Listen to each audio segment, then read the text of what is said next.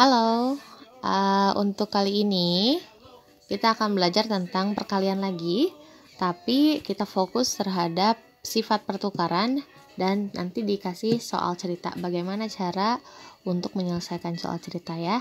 Jadi perhatikan dengan baik. Oke, kita mulai dengan yang pertama yaitu sifat pertukaran.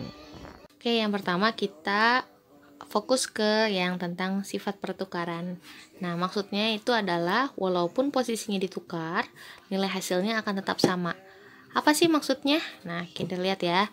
Di sini ada, misalnya punya ceritanya ini ada akuarium berserta ikannya. Nah, di sini setiap akuarium mempunyai yang aku pertama nih, gambar 1. Akuarium yang ini, setiap akuarium ini punya 5 ikan. 5. Maka di sini ditulisnya 5 ditambah 5 ditambah 5. Oke. 5-nya ada 3 kali. Kalau kayak gini, kemarin misalnya udah bilang kayak gimana? Ada berapa dulu? Oh, ada 3. Tulis dulu 3. Ya. Terus itu baru ada berapa di akuariumnya? Ada 5. Maka 3 kali 5. Berapa 3 kali 5? Sama dengan 15. Tuh.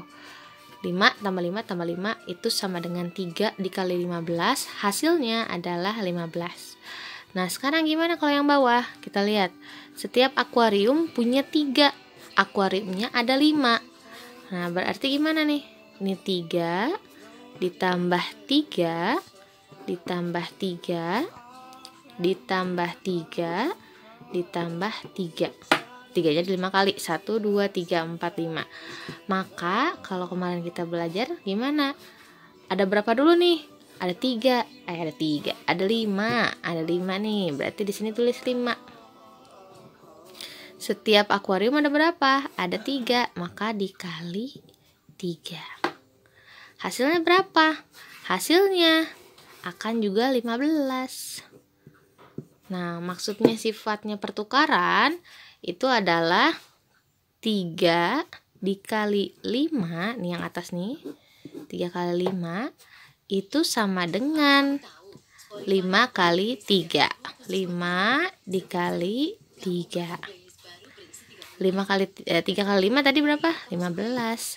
5 kali 3, 15. Maka ini namanya sifat pertukaran. Sifat pertukaran.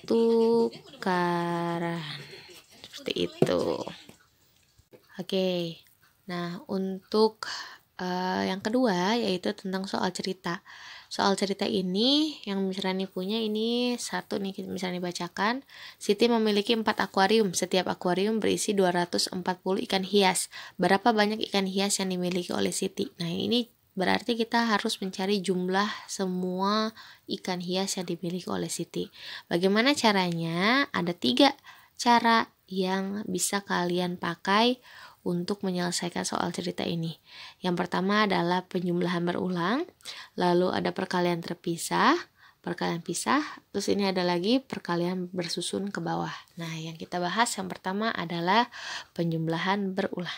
Untuk penjumlahan berulang, itu kita lihat di angka yang ini nih, 4 dan 240.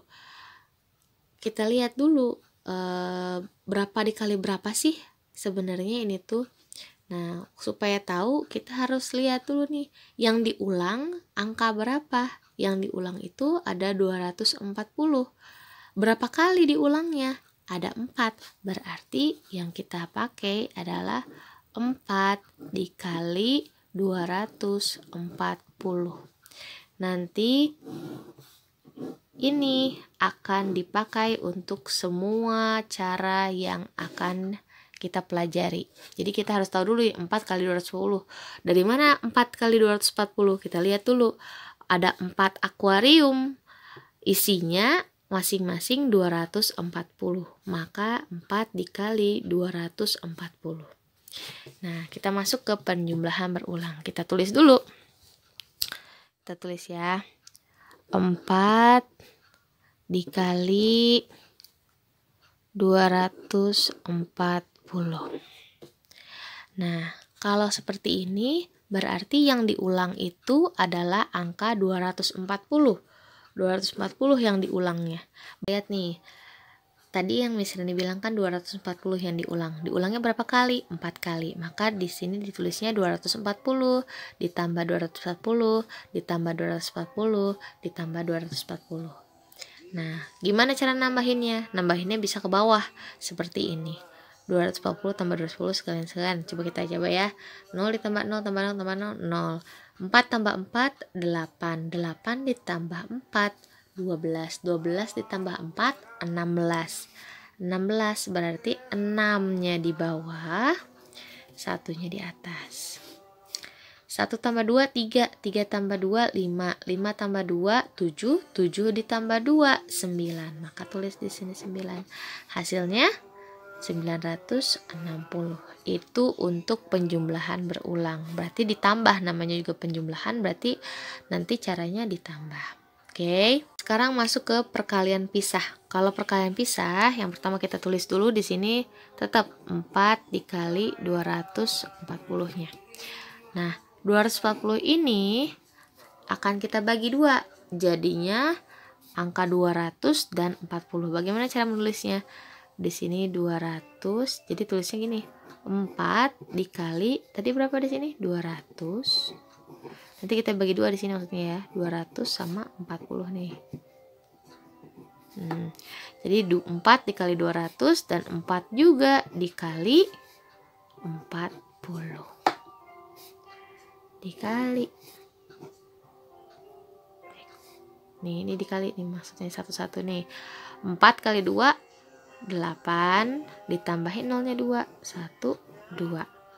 4 kali 4 16, 6, 1 dan 6, lalu ditambahkan 0 di belakangnya karena ada 1. Baru nanti ditambah. Tadi misalnya salah nih, harusnya ditambahnya nanti belakangan, tapi sekarang udah nih ditambah. Baru kita lihat 0 tambah 0, 0, 0 tambah 6, 6, 8 tambah 1, 9. Jadinya 960.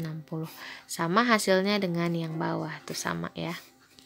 Nah, yang ketiga yaitu tentang perkalian bersusun ke bawah. Ini sebenarnya yang paling bakalan sering dipakai. Yaitu kita coba dulu tulis ya. 4 dikali 240.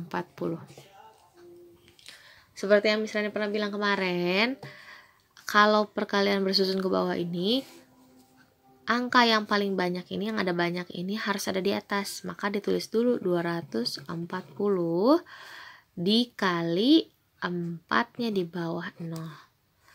Baru dikaliin. Ingat, semua yang dikali 0 itu hasilnya 0. Maka 4 kali 0 sama dengan 0.